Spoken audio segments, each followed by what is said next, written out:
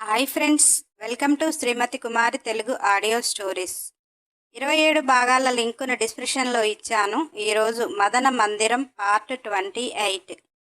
అతని ముద్దులో ఆమె కోసం అతను పడుతున్న ఆరాటం తెలుస్తుంది.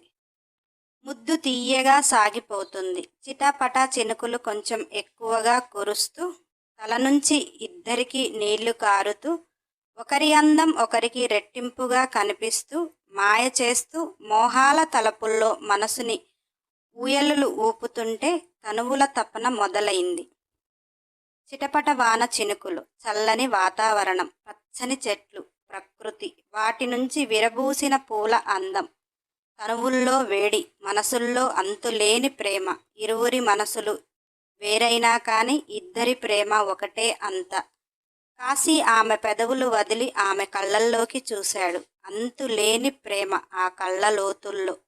ఆమె నడుము అతని చేతి పిరికెడే కాని అది కూడా శుతిమెత్తగా అతని చేతుల్లో నలిగిపోతుంటే నాగిని ఆ ప్రేమను తాళలేకపోతుంది. ఆమెకు ఆ క్షణం అతనితో ఏదో మధుర కలయిక కావాలని కాదు, కానీ అతనిలో ఆమె చేరిపోవాలి. ఆమె అతను, అతనే ఆమె అనే ప్రేమ. ఆ క్షణం ఆమెకే శక్తులు ఉంటే అతని గుండెల్లో పదిలంగా తనువుని కరిగించి మెరుపులా వెళ్ళిపోతుంది. ఆమెకు కావలసింది అతనితో గడపటం కాదు, అతనితో ప్రతి క్షణం అతనిలో లీనమైపోయి ఉండటం. అలా జరగక అతను ఆమె కోసం పడుతున్న అంతులేని తపనకు ఆమె అతనికి ఏమివ్వగలదు? ఆమె తన తనువుని తప్ప. అందుకే అతనిని బలిష్టమైన కండలను ఆమె శుతిమెత్తని చేతులతో గట్టిగా హద్దుకుని ఆమె అందాల వేడి అతని హృదయాలకు శుతిమెత్తగా తగులుతుంటే కాశీ ఒక చేయి ఆమె నడుంపై, ఒక చేయి ఆమె పెదవులపై అతని వేళ్లతో తాకుతూ అతనికి ఎత్తుగా సరిపడా ఆ ఒక్క చేతితోనే ఆమెను పైకి అన్నాడు. నాగినికి అతని అహం ఎంత అని ఆమెకు తెలుస్తుంటే ఉలిక్కి పడుతుంది. కానీ అతని కళ్ళల్లో ప్రేమకు ఆనందిస్తుంది. కాశీ, నాగా, ఇక నీ తనువుని పంచుకోకుండా ఉండటం నా వల్ల కాదు, ఏమంటావు అన్నాడు. ఆమె పరిస్థితి ఇది అని చెప్పలేని నిస్సహాయత, అతని ప్రేమను పొందాలని ఆరాటం, ఆమె ప్రేమని అతనికి చూపాలని తపన ఆమె మనసుని కకలావికలం చేస్తూ అతను అలా అడగగానే కాదనలేకపోయింది. అతనితో జీవితం మొదలు పెట్టాక ఆమె పరిస్థితి తెలిసి అర్థం చేసుకోకుంటే ఆమెకు మరణమే శరణం. అతని లేని క్షణం మరణించటానికి నిశ్చయించుకొని ఇక అతనికి ఆమె తనువు అప్పజెప్పటానికి సిద్ధపడింది. కాశీ అక్కడ ఉన్న పూలని సన్నని బెరడు ద్వారా మాలగా కూర్చాడు.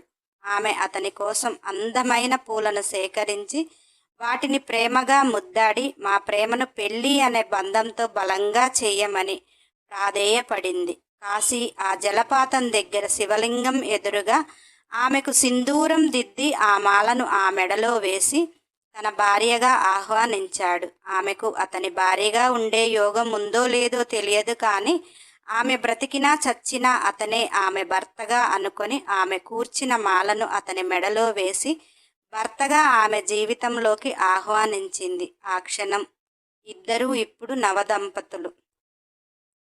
వారి ప్రేమకు ప్రకృతి పులకించింది. గాలి ద్వారా పూలను వాళ్ళపై చల్లింది. సన్నని పరిమళమైన పువ్వుల వాసన తాకిడికి వారి మీద చేరి అతికి తడచిన వస్త్రాలతో నుంచి అందాలు ఒకరివి ఒకరికి కనిపిస్తూ ఆ పూల అందాలకు వారి శరీరం మరింత అందాన్ని తీసుకువస్తే కాశీకి ఆమె అందం అతనిలోని అహానికి సవాల్ అన్నట్టుగా రవికముడి బిగుతు దగ్గర వస్త్రము ఉన్నది అనిపిస్తుంది. కానీ మిగిలిన చోట ఆమె తడచిన బట్టలలో ఆమె శరీరం దాచలేక అతని చూపుల వేడికి ఆమె హృదయం పొంగుకొని వస్తుంది. అతను వేసిన పూలమాల ఆమె అందాలను దాచలేక దాస్తుంది. కాశీకి కాస్త కనులు కిందికి చేరగా లోతైన ఆమె నాభి ఉన్నదా లేదా అనే నడుము వంపున పవిట ఆమె శరీరానికి అతికి ఆమెలో కలిసిపోతుంది.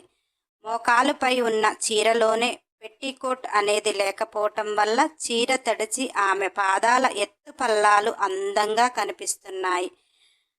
అతని చూపుల తాకిడికి ఆమెపై పడుతున్న వర్షపు చినుకులు చల్లదనం కోల్పోయి వెచ్చగా ఆమె పాదాల నుంచి జారిపోతూ తనువులో విపరీతమైన వేడిని పుట్టిస్తుంది. కాశీని చూసిన నాగినికి బలిష్టమైన దేహం, సన్నని నడుము, పంచకట్టు మొత్తం తడిచి అతనిలోని అహం ఆమె కోసం ఆరాట పడుతున్నట్టు, అతని దేహంపై నల్లని జుట్టులో వర్షపు చినుకులు తలతలా మెరుస్తుంటే అతని అందం వర్ణించటానికి పదాలు దొరకటం లేదు. అంతటి వీరుడు ఆమెకు సొంతం అని మైమరపుగా ఆరాధనతో చూసే చూపులకు కాశీ నిలవలేక అమాంతంగా నాగినిని ఎత్తుకున్నాడు. అతని బలిష్టమైన చేతులు ఆమెకు ఊయలగా మారి అతని మెడ వరకు ఉన్న జుట్టు, పొగరైన మీసాలు దట్టమైన గడ్డంతో నుంచి వాన చినుకులు ఆమెపై చిరుజల్లులుగా కురుస్తున్న అతనిని చూసిన ఆమెకు చిరుచెమటలు వస్తున్నాయి. ఆమెను ఒక గుహలోకి తీసుకుని వెళ్ళి అక్కడ విరబూసి కింద పడిన పూలను, ఆకులను మొత్తం సేకరించి పాన్పుగా వేశాడు. ఆమె శుతిమెత్తని దేహం కందిపోవటం అతనికి నచ్చలేదు. అందుకని కాశీ వేసిన పూల పాన్పుకి అతని ప్రేమ ఎంత, ఆమెపై బాధ్యత ఎంత అనేది స్పష్టంగా తెలుస్తుంటే 2 చేతులతో అతనికి ఆహ్వానం పలికింది. ఆమెను చేరి ముద్దులు చిరుకానుకగా ఇచ్చి ఆ పాన్పుపై నాగినిని పూల చెండులా వేసి అతను ఆమె పాదాల నుంచి ముద్దులు కానుకగా ఇస్తూ ఆమె మనసు లోతుల్లో అతనిపై ప్రేమను బయటికి తీస్తూ ఆమెలోని కోరికను రెట్టింపు చేస్తూ ఆమె హృదయము చేరాడు. ఆ హిమగిరులు అతని సొంతం అని ఆ తడచిన పవిటను తొలగిస్తూ రవికముడి విప్పుతూ ఆమె కళ్ళల్లోకి చూసి మరొకసారి ఆమె పెదవులు లాలించి సృజించి చెంపల్లో కెంపులను బుజ్జగించి చెవికమ్మలను తొలగించి నాలుకతో ముగ్గులు వేస్తూ శంఖంలాంటి ఆ మెడపై నీటి బిందువులను తనలోకి తీసుకుంటూ ఆమె మెడవంపుల్లో గిలిగింతలు చేసి మురిపిస్తూ మరిపిస్తూ ఉంటే నాగినికి తనువు భారమైనది. తీయని సంగీతంలా, కాశీ నన్ను నీలో చేర్చుకో, నా తనువు నా మనసు నీకే అంకితం అని తీయగా పలుకులతో తలపులతో హృదయము ఉప్పొంగి రవిక ముడి తొలగించటం వల్ల ఆమె అందాలు అతనికి ఆహ్వానం పలకగా వాటిని లాలించి పాలించి మురిపించి మైమరపించి బాధిస్తున్నాను అని అతని మనసుకు అనిపించిన ఆ క్షణం ఆమె ప్రేమగా అతని ఆహ్వానం పలకటం వల్ల అతను ఎంత వెనుకకు తగ్గుదామన్నా అతని బాధ ఆమె తీయగా స్వీకరిస్తూ కాశీ కాశీ అని నేను నీదాన్ని అంటూ ఆమెలోకి అతనిని అంతలా ఆహ్వానిస్తుంటే తగ్గలేకపోయాడు. అక్కడ జరుగుతున్న ఇరు మనసుల్లో నుంచి పుట్టిన ప్రేమలో నుంచి ఒకరిలో ఒకరు ఐక్యమైపోయే ఆ క్షణం. కానీ అది ఒక మానవుడు, ఒక నాగిని సృష్టికి విరుద్ధము అని తెలిసిన కానీ ప్రేమ అనేది ఎందుకు పుడుతుందో తెలియదు. ఎలా పుడుతుందంటే చెప్పటం అసాధ్యం. అతని కోసం ఆమెను కోల్పోతూ అయినా అతనిలో ఉండాలి అనేది ఆమె తపన. సమ్మోహనంగా సాగుతున్న రసరమ్యమైన శృంగార క్రీడ. నాగిని తన వంపు సొంపులు, ఆమె అందచందాలు అతనికి దాసోహం చేయటానికి ఆమెలో నాగకన్య మానవకన్యగా మారినా కానీ ఆమె అంతరంగా ఉన్న నాగకన్యను బయటికి రాకుండా నాగకన్యలో ఉన్న మోహాన్ని, తాపాన్ని, శృంగార కావ్యాన్ని బయటికి తీసి అంతటి అద్భుతాన్ని అతని కోసం శృంగార క్రీడలో ఎన్ని అధ్యాయాలు ఉన్నాయో అన్ని అధ్యాయాలు అతనికి అందిస్తూ ఆనందంలో తేలి ఆడుతున్న క్షణం. ఆమెకు టైం అయిపోతుంది అని అర్థమైంది. గుండెల్లో భయం మొదలైంది. ఇంతటి ఆనందం ఇక్కడితోనేనా అని ఆమె మనసు ఘోష. అతని గుండెపై సేద తీరుతున్న ఆమెకు ఏమీ పాలిపోవటం లేదు. నాగిని కూర్చుని కొద్దిగా జరగబోతుంటే కాశీ ఆమె ఎడబాటును నేను తట్టుకోలేను అన్నట్టుగా ఆమెను తనపైకి లాగుతుంటే ఆ క్షణం ఆమెకి ఏం చెయ్యాలో అర్థం కావటం లేదు. ఇప్పుడే బయటికి వెళ్ళి వస్తా అని అతని నుదుటిన ముద్దు పెట్టి లాలనగా చెప్పి బయటికి వచ్చింది. ఆ క్షణం అసలు ఆమెకు ఏమీ తోచటం లేదు. ఇప్పుడు ఆమె అలా మాయమైతే రేపు కాశీ ఆమెను ఎలా తీసుకుంటాడు? అయినా అతను ఇప్పుడున్న పరిస్థితి ఆమెను ఎంతలా కోరుకుంటున్నాడు? క్షణమైన ఆమె ఎడబాటు తట్టుకోలేకపోతున్నాడు. అతను భర్తగా కోరుకుంటూ భార్యగా ఆమె కాదనలేదు. కానీ ఆమె పరిస్థితి ఎత్తలేదు. ఏం చెయ్యాలో తెలియని భయం, బాధ, వేదన. కాశీ ఆమె పొందు కోసం తపిస్తూ ఎదురు చూస్తున్న క్షణమైన ఆమె ఎడబాటును తట్టుకోలేక ఆమె కోసం తపిస్తున్న క్షణం. ఇక్కడ రుద్రాకి వాళ్ళిద్దరి ప్రణయ కావ్యం మనసులోకి రాగానే అతనిలో ఏదో అలజడికి తోడుగా దక్షిత తలనిండా పువ్వులతో రూంలోకి రావటం, అతని మనసు ఆ పరిమళాన్ని ఒక్కసారిగా ఉలిక్కి పడటం, ఆమెను చూడటం జరిగింది. ఇప్పటి వరకు అతనిలో జరిగిన గందరగోళానికి ఆమె తలలో పూలు అతనిని మరింత మత్తెక్కించి మోహావేశంలోకి తీసుకువెళుతుంటే దక్షితను చేరి ఆ పూల పరిమళాన్ని పీలుస్తూ ఆమె మెడవంపుల్లో పెదాలు రాస్తూ, నువ్విప్పుడు ఇలా ఉంటే నా పరిస్థితి ఏమిటో ఆలోచించావా? నేను నిలవగలుగుతానా నిన్ను ఇలా చూస్తూ అని బాధగా అంటుంటే దక్షిత, ఎవరుండమన్నారు? మీ ఇష్టం అని రుద్ర పెదవులపై అంటీ ముట్టని ముద్దు పెట్టింది. రుద్ర అసలే చాలా గ్యాబ్లో ఉన్నాడేమో, మనసులో కాశీ నాగిని ఇంటిమేషన్ ఊహించుకున్నాడేమో. దక్షిత అలా చెయ్యగానే అతని బాడీ ఒక్కసారిగా వైబ్రేట్ అయిపోయి ఆ వైబ్రేషన్ తీర్చుకోవటానికి దారి లేక ఆ ప్లేస్లో కోపాన్ని తీసుకుని వచ్చి, ఒసై డాక్టర్ నీకు దూరంగా ఉండమన్నారు అని చాలా కంట్రోల్గా ఉంటున్నా, అలా ఇలా చేస్తే ఇక నేను అమ్మాయిలను బుక్ చేసుకోవటం తప్ప వేరే ఛాన్స్ లేదు అన్నాడు. దక్షిత రుద్ర చెంపపై ఒక్కటిచ్చి, నేను కాదంటేనే కదా మీరు వేరే, నేను ఓకే అన్నాక వెళ్తాను అంటే కోసి కారం పెడతా అన్నది. రుద్ర ఆశ్చర్యంగా చూస్తూ, అంటే డాక్టర్ చెప్పింది బ్రేక్ చేస్తానంటావా అన్నాడు కోపంగా. దక్షిత, అక్క నీతో హ్యాపీగా ఉండవచ్చు అన్నది అని సిగ్గుపడుతూ అతని షర్ట్ బటన్స్ లాగుతూ అంటుంటే రుద్ర, ఆమె చెప్పి ఉండదు, నీకే ఏదో ఒంట్లో తేడా కొట్టి నన్ను చిత్రహింసలు చేస్తున్నావు అని కోపంగా ముడుచుకుని పడుకుంటుంటే దక్షిత రుద్ర దగ్గరికి వచ్చి, అబ్బా ఈషు, నేను అబద్ధం చెప్పటం లేదు, ఈరోజు అక్క ఇంటికి వచ్చింది కదా, అక్కడ పాప ఉంది అని గట్టిగా చెప్పలే, నాకు మాత్రమే చెప్పింది, అయినా సుజాత అమ్మని కూడా అడుగు అన్నది. రుద్ర ఆశ్చర్యంగా అవునా అని వెంటనే సెల్లు తీసి సుజాతకి ఫోన్ చేసి, అక్క ఇది మల్లెపూలు పెట్టుకుని నన్ను చిత్రవద చేస్తుంది అన్నాడు. సుజాత నవ్వుతూ, తమ్ముడు రాధిక చెప్పింది, దక్షిత ఎంత హ్యాపీగా ఉంటే తన హెల్త్ అంత హ్యాపీగా ఉంటుందంట, పాపం దక్షిత అంత కష్టపడి పూలు అల్లుకొని పెట్టుకుంది, ఆస్వాదించరాదు అని ఫోన్ పెట్టేసింది. రుద్ర, అవునా బంగారం, నీకే ఏమో కావాలి ఇలా చేస్తున్నావేమో అనుకున్నా అని దక్షితని అల్లుకుపోతూ, సరేలే నీ హ్యాపీనే నా హ్యాపీ అంటూ దక్షితని ముద్దుల్లో ముంచేస్తుంటే దక్షిత, నాకొక్కదానికైనా హ్యాపీ, మీరు ఊరక అంటున్నారు కదా అమ్మాయిలని అని, ఏదో నా ప్రయత్నంగా అని రుద్రాని తన మీదికి లాగేసుకుంది. బాబు మెడవంపుల్లో ముద్దులు పెట్టాడు. పాప మళ్ళీ బలుక్కున కక్కింది. రుద్ర పరిస్థితి అగమ్య గోచరంగా తయారైంది. తల తిరిగిపోతుంటే అసహనంగా మౌనంగా 2 నిమిషాలు తనను తాను కంట్రోల్ చేసుకోవటానికి ఆ బెడ్పై అసలు అతను ఎంత నరకయాతన పడ్డాడు అంటే చెప్పతరం కాదు.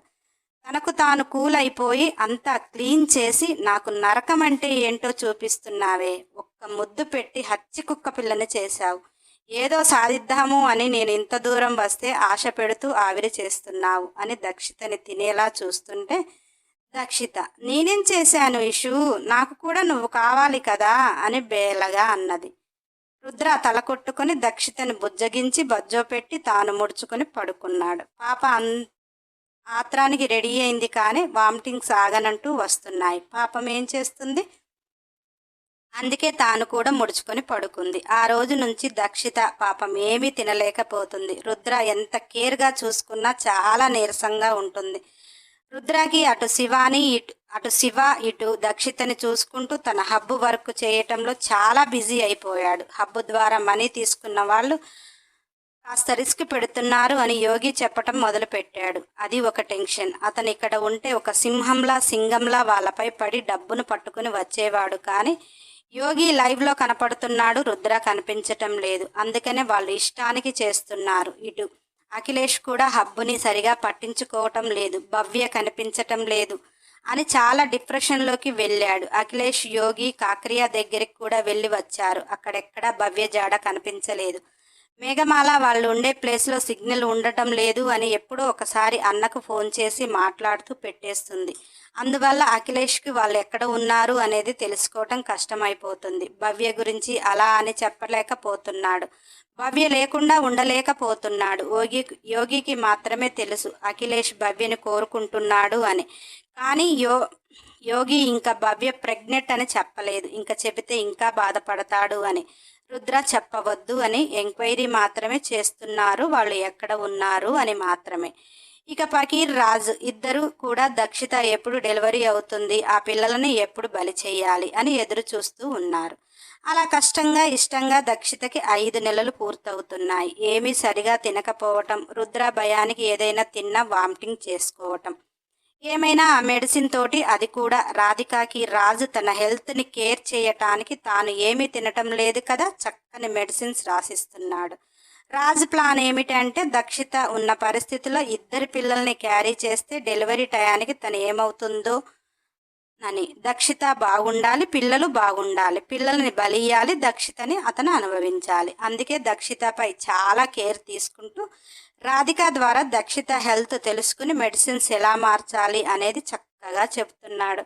అలా దక్షిత మెడిసిన్ ప్రభావంతో ఉంటుంది, కానీ ఫుడ్ అనేది ఏమీ తీసుకోలేకపోతుంది. ఏదైనా ఆమెకు ఇష్టంగా తినాలి అనిపిస్తే రుద్ర చేస్తున్నాడు, సుజాత చేస్తుంది. ఇంత కష్టపడి తిన్నది వెంటనే వామిటింగ్ చేసుకుంటుంది.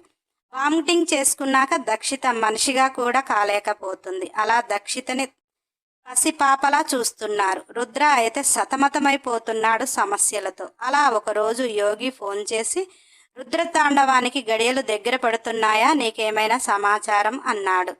రుద్రతాండవ గడియలు అంటే దానికి నేను చదివిన దాని ప్రకారం ఒక చెట్టు ఆడపిల్ల పుట్టిన